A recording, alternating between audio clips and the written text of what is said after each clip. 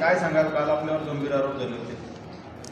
काल आमचे अखिल भारतीय काँग्रेस कमिटीचे सेक्रेटरी आणि महाराष्ट्राचे सहप्रभारी श्री BM संदीप हे कर्नाटकचे आणि त्यांची सहप्रभारी म्हणून महाराष्ट्राची निवड झाल्यामुळे त्यांनी उत्तर महाराष्ट्रात दौरा ठेवला होता. म्हणून त्यांनी नाशिक धुळे करत जळगावला आले. जळगावला ते 3-3:30ला आले आणि 6 वाजता त्यांना शिर्डीला पोचायचं होतं. त्यांचा दौरा असण्याचं मेन कारण त्यांनी सांगितलं की आगामी ज्या स्थानिक स्वराज्य संस्था निवडणुका आहेत, जिल्हा परिषद, पंचायत समिती, महापालिका, नगरपालिका, त्याच्या बाबतीत मला माहिती जाणून घ्यायची जिल्ह्याची. तर आम्ही हॉलमध्ये व्यवस्था केली होती. तर त्यांनी सांगितलं भाषणबाजी काही करू नका आणि मला प्रत्येक तालुक्याच्या पदाधिकाऱ्यांना भेटायचं आहे आणि त्यांचं नगरपालिका किंवा जिल्हा परिषद पंचायत काय परिस्थिती जाणून घ्यायची. तर मग आम्ही त्यांना विनंती केली की वर आम्ही व्यवस्था केली, आपण पहिल्यांदा आल्या, मला सत्कार वगैरे करायचा आहे. म्हणून आम्ही माझे आमदार श्रीदास चौधरी, ॲडव्होकेट संदीप पाटील, माजी जिल्हा अध्यक्ष, असे सगळे प्रमुख, प्रभाकर आप्पा सोनवणे वगैरे सगळे आम्ही जमलो होतो. त्यांचा सत्कार केला आणि प्रभाकर आप्पा सोनवणे आमचे गटनेता आहेत जिल्हा परिषद, म्हणून त्यांना मी त्याबद्दल माहिती द्यायला लावली. त्याच्यानंतर बंटीबाई उपाध्यक्ष तेव्हा मला मी 2 मिनिटं बोलतो, त्यांनी बोलणं केलं. त्याच्यानंतर श्रीदास चौधरी बोलणार होते, प्रतिभा शिंदे बोलणार होते. तर मिन टाईम श्याम तायडे म्हणे मला बोलायचं आहे, ते बोलायला उठले. त्यावेळेस अनिल शिंदे जे आमचे काँग्रेसचे पराभूत उमेदवार आहे, ते म्हणे मला बोलायचं आहे. तर मी त्यांना सांगितलं, आमच्या निरीक्षकांनी सांगितलं की तुम्हाला जे बोलायचं मी खाली बसणार, बोला. त्याने आवाज चढवला, नाही मी बोलणारच, मला बोलूच द्या, असं तसं. मग मी सांगितलं की आता प्रोटोकॉलप्रमाणे उपाध्यक्ष बोलल्यानंतर तुम्ही काँग्रेसचे कोणी सभासद नाही, काहीच नाही आहात, त्यामुळे तुम्हाला मी बोलू देणार नाही. नाही म्हणे मला बोलायचंच आहे, आवाज चढवला. मग मी सांगितलं मी रुलिंग देतो आहे अध्यक्ष नात्याने सभेचा, मी तुम्हाला बोलू देणार नाही आणि जर तुम्ही गडबड केली तर मला तुम्हाला सभागृहाच्या बाहेर काढावं लागेल. त्यावेळेस सगळे जे पदाधिकारी होते एकजात आमचे त्याच्यावर तुटले की बुवा तुम्हाला अध्यक्ष सांगतं काय ऐकत का नाही. तर बसून गेले, नंतर खाली उतरून आले आणि त्यांनी वेगवेगळे आरोप माझ्यावर सुरू केले की जिल्हाध्यक्ष दादागिरी करतात, असं करतात. आता शिस्त लावण्यामध्ये जर दादागिरी असेल तर मी केली. प्रश्न असा आहे, मग त्यांनी मागचं सगळं ते 1.5 वर्षापासून मी त्यांच्याशी बोलत नाही, कारण की त्यांनी मागेसुद्धा नाना पटोले असताना मला अध्यक्षपदावर हटवून वाटेल तसे खोटे नाटे आरोप केले. आता निवडणुकीत त्यातले कुठलेच आरोप केले नाही. निवडणुका होईपर्यंत निवडणुका होऊन गेल्या नोव्हेंबरमध्ये आणि ते आरोप करतात माझ्यावर की मी त्यांच्याकडे जर मी त्यांच्याशी बोलत नाही तर मी त्यांच्याकडे पैसे मागण्याचा प्रश्न आहे. ते मला सोडा. अखिल भारतीय काँग्रेस कमिटीचे निरीक्षक आले होते, एक होते आमचे राजस्थानचे आणि एक होते कुठले याचे लडाखचे, इतक्या दुरून त्यांच्यावर आरोप केले. ते 5 लाख रुपये घेऊन गेले, ते माझ्याकडे दारूचा खंबा मागायचे. म्हणजे एक थोडक्यात हे पक्षशिस्तीचा भंग करण्यासारखं आहे. म्हणून मी आज त्यांच्यावर कारवाई करणार होतो. त्यांना तो अधिकार म्हणजे जिल्हा काँग्रेसला दिला आहे आणि आम्ही त्यांना नोटीस देऊन 7 दिवसाची कारणं बोलून आम्ही प्रस्ताव शिफारस करून प्रदेशवर पाठवतो. पण मला तालुका अध्यक्षाने माहिती अशी दिली की ते आपल्या पक्षाचे सदस्यच नाहीत. जे अनिल शिंदे सगळीकडे आरोप देत फिरत आहे ते आमचे प्रायमरी मेंबर. मग मी शिस्तभंगाची नोटीस कोणावर करू शकतो कारवाई? जो पक्षाचा सभासद आहे. त्यामुळे मला ते थांबावं लागलं. आणि आता त्यांना जी काही मंडळी यांना अनिल शिंदेला पुढे करून तर झारीतले शुक्राचार्य वेगळे आहेत. मी तो अहवाल सगळ्या प्रांताध्यक्षांना आमचे जे नवीन झाले हर्षवर्धन सपकाळ साहेब त्यांच्याकडे मी सगळा अहवाल देणार आहे.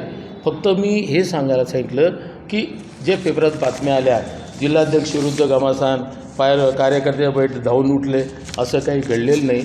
आपल्या माध्यमातून मी सगळ्यांना कळू इच्छितो की जळगाव जिल्हा काँग्रेसमध्ये कुठलेही घमासान किंवा माझ्याविरुद्ध आरोप झाले नाहीत.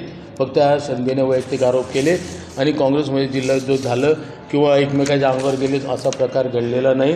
आणि त्यामुळे मी आज पत्रकार परिषद घेऊन सगळ्या पत्रकारांना आपल्याला विनंती केली आहे की जे घडलं नाही त्याला कृपा करून चुकीची प्रसिद्धी देऊ नका आणि ज्यांनी दिली त्यांना मी विनंती केली की दुरुस्त करावं. मी वारंवार तुम्हाला सांगतो आहे की जळगाव जिल्ह्यामध्ये गटबाजी आमच्या काँग्रेसमध्ये नाही आहे. आता एक आहे, विधानसभेमध्ये आरोप प्रत्यारोप काही विरोध होत असतात, लोकसभेत आरोप प्रत्यारोप पक्ष असतात. इथे आता काही मंडळी अति महत्त्वाकांक्षी असतात, काम करत नाही. पण जो कोणी अध्यक्ष झाला, एक इथली पद्धत आहे काँग्रेसमध्ये जिल्ह्यात. संदीप भैया होते, तो गरीब माणूस, साळस माणूस, त्यालाही विरोध केला. इथे जो अध्यक्ष नेमला झाला मला त्रास झाला आहे 3.5 वर्ष, पण शेवटी वरचे श्रेष्ठी खंबीर असल्यामुळे, त्यांना माहिती असल्यामुळे आज मी ते टिकून आहे. नाही तर कदाचित माझ्या बाबतीत तर नाही ते. आणि एक आहे, जनरली आरोप कोणते असतात तुम्हाला मी सांगतो. पहिला आरोप असतो दारू पितो, दुसरा आरोप असतो पैसे खातो, आणि दोघं आरोप जर कामात नाही आले तर तिसरा आरोप असतो बायांच्या भानगडी येतो. ह्या तिघा आरोपातून, म्हणून आमची जी खुर्ची आहे अध्यक्षाची, ही काटेरी मुकुट असतो असं लोक म्हणतात. ते आव्हान आम्ही पेलतो पक्षाच्यासाठी, कारण की आम्ही पक्ष समर्पित कार्यकर्ते आहोत. आणि हे तिघं आरोप, एक शिल्लक होता पैशाचा, माझ्याकडे बाईंचे आरोप झाले, माझ्यावर दारूचे आरोप झाले, आता माझ्यावर तिसरा आरोप जो होता पैशांचा तोही झालेला आहे. मी जर अनिल शिंदेशी बोलत नाही, ज्या माणसाशी जिल्हाध्यक्ष 1.5 वर्ष बोलत नाही, तो माणूस त्याच्याकडे पैसे, त्याने सांगावं मला मी कुठे मागणी केली, अंबळनेरला केली, त्याच्या घरी केली, सभेमध्ये केली, दुकानात केली, ठिकाण सांगावं की या ठिकाणी प्रदीप पवारांनी माझ्याकडनं पैसे मागितले. आणि त्यांनी, आणि पहा इतका चेंगटन कंजूस माणूस पैसे देऊन टाकेल सहजासहजी, मला काही वाटत. आणि एक आहे, मी का माझं रेप्युटेशन खराब करू. आज माझे 40 वर्षाची संघटनेमधलं काम आहे. ग्राउंडपासून NSI, युथ काँग्रेस, सेवादल सगळ्या पदं मी भोगले. आणि आज मी प्रदेशवर काम करणारा म्हणजे एक नेता, मी आज जिल्ह्यावर येऊन काम करतो आहे अध्यक्ष. तर मी माझं रेप्युटेशन का जाऊन पैशांसाठी आणि अशा माणसाकडे ज्याच्याशी मी बोलत नाही. काल अत्यंत महत्त्वाची बैठक जळगाव जिल्हा काँग्रेसची संपन्न झाली, ज्याला AICCचे सचिव संदीप बी आलेले होते. खरं म्हणजे त्या ठिकाणी ज्या पद्धतीचं वर्तन एका कार्यकर्त्याने केलं ते अतिशय दुर्दैवी होतं. आमच्या समोरचे जे आत्ताचे प्रश्न आहेत, जिल्हा परिषदेच्या निवडणुका लढणं, महानगरपालिकेच्या, नगरपालिकेच्या निवडणुका लढणं, जिल्ह्यातला शेतकरी अतिशय त्रस्त आहे त्याच्याबद्दलच्या प्रश्नाला वाचा फोडणं, इथल्या महिलांच्या न्यायासंदर्भामध्ये उतरणं, हे अनेक प्रश्न आहेत. जळगाव जिल्हा GDPमध्ये ज्या पद्धतीनं मागं जातो आहे त्याच्याबद्दलचे प्रश्न विचारणं आणि ह्या सरकारला घेरणं, अशा अनेक प्रश्न असताना कालची घटना ही अत्यंत दुर्दैवी आहे. ज्यांनी काल मीटिंगमध्ये वातावरण कलुषित करण्याचा प्रयत्न केला, त्या व्यक्तीला, ज्यांनी इलेक्शन लढलेलं होतं, त्यांना आमची एक कमिटी स्थापन झालेली आहे, ज्याचे पृथ्वीराज चव्हाण अध्यक्ष आहेत आणि त्यांच्याकडे लेखी पाठवण्याच्या संदर्भामध्ये तजवीज केलेली आहे. यांना आम्ही 2 वेळा, म्हणजे पूर्वीचे आमचे प्रदेशाध्यक्ष नाना पटोले यांनी पण प्रत्यक्ष 1 to 1 बोलवून त्यांची तक्रार ऐकून घेतलेली आहे. आणि नंतर आत्ताचे अध्यक्ष हर्षवर्धन सपकाळेंनी पण त्यांची तक्रार ऐकून घेतलेली आहे. ज्याच्यावरती अन्याय झालेला आहे, जो चुकीचं वागलेला आहे, त्याला धडा, आणि ज्याच्यावरती अन्याय झालेला आहे त्याला न्याय, ही गोष्ट पक्षामध्ये होणार आहे. परंतु तसं न करता ज्या पद्धतीनं वातावरण करण्याचा प्रयत्न केला आणि माझं इथेच ऐकून घ्या, हे काही बरोबर नव्हतं आणि ते फारसं काही दिलासादायक नव्हतं. आणि त्यांच्यावरती सुद्धा अशा वागण्याच्याबद्दल प्रश्नचिन्ह निर्माण झालेले आहेत. त्यांनी काल अत्यंत गंभीर आरोप लावले की जिल्हाध्यक्षांनी निवडणुकीच्या काळात माझ्याकडून 2 लाख रुपये घेतले. एवढंच नव्हे तर जे दिल्लीचे निरीक्षक आलेले होते, त्यातील एका निरीक्षकाने माझ्याकडून 5 लाख रुपये घेतले, तसंच दारूही मागायचे रोज. आपल्या आरोपांकडे कसं? त्यांनी केलेले आरोप हे अतिशय गंभीर आहेत आणि त्याची तितक्याच गांभीर्याने दखल महाराष्ट्र प्रदेश काँग्रेस कमिटी घेणार आहे. मी म्हणाली तसं पृथ्वीराज चव्हाणांकडे त्यांची लेखी तक्रार गेलेली आहे आणि त्या लेखी तक्रार 2 उमेदवारांची इथली गेलेली आहे. त्या लेखी तक्राराची येत्या 15 दिवसामध्ये संपूर्ण शहानिशा करून, सत्य परिस्थिती पडताळणी करून त्याच्यावरती ॲक्शन घेतली जाईल आणि लवकरच तुम्हाला सकारात्मक निर्णय बघायला मिळेल. कोणावरती पक्षामध्ये अन्याय होणार नाही, ही गोष्ट त्यांनी निवडणुकीच्या काळातच जर लक्षात आणून दिली असती तर तेव्हाच्या तेव्हाच कार्यवाही केली असती.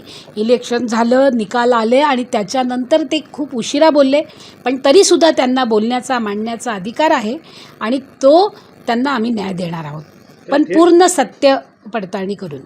काही त्यांच्या तक्रारीबद्दल काय आढळलं तर जिल्हाध्यक्ष जे आहेत आपले, त्यांच्यावर काही कारवाई होईल?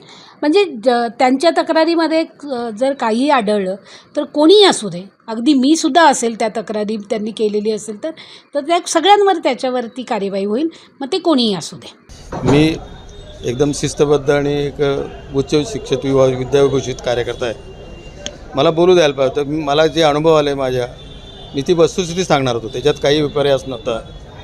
काँग्रेस पक्ष हा मोठा पक्ष आहे. इथं सगळं गुडीगुडी चाललेलं असतं. जे संदीप साहेब जे आले ते इथली ग्राउंड लेवलची सिच्युएशन काय आहे ते बघण्यासाठी आले आहेत. त्यांच्यापुढे नुसतं खोटं खोटं बोलण्यात काही अर्थ नव्हता की आज वस्तुस्थिती काय ते सांगणं गरजेचं होतं ना, आणि ते सांगण्याचा मी प्रयत्न करणार होतो. तर मला बोलू दिलं जात नव्हतं. काँग्रेस पक्ष हा जनसामान्यांचा पक्ष, लोकशाहीचा पक्ष आहे. तिथे जर कोणी दादागिरी करतं ते कसं काय सहन करणार? आणि आता ते त्यांचा स्वभाव आहे. मी त्याच्याबद्दल नाही मी काय करतो. जिल्हाध्यक्षांबद्दलही आपण या ठिकाणी नाराजी व्यक्त केलेली आहे. बोलताना हो, तुम्ही या त्यांनी- ठिकाणी त्यांच्यावर आरोप केलेला आहे. आरोप नाही, सत्य परिस्थिती सांगतो. मी आरोप कधीच बोलत नाही खोटं.